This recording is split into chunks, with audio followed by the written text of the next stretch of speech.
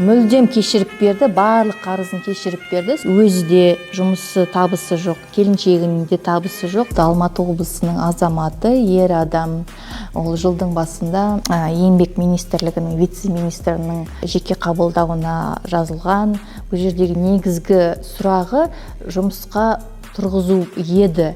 Бірақ не себепті жұмысқа тұра алмай жатыр дегенде, бұл кісінің қарыздардың кесірінен барлық банктік счеттарында бұғаттаулы аресттер бар болған. Олар 2017 жылдан бері келе жатқан қарыздар негізі. Өзі деген көп балалы әке екен. Келіншегі сол моментте, сол уақытта яғни көп бала бар. Сол кезде тоже қарызсыз қоғам жобасының оқуына шақыртып, апрельде біздің Ержан деген мырза, қаржылық сарапшы, соның сабағын алып, параллельно менің құқықтық көмегімді алып, айына есімде жоқ, қанша теңге төлеу керек екен. Бұл енді көптен бері төленмей келе жатырған ақша болғандықтан уже қарайған неустойкасы, айыппұлдар жүгіріп кеткен ғой.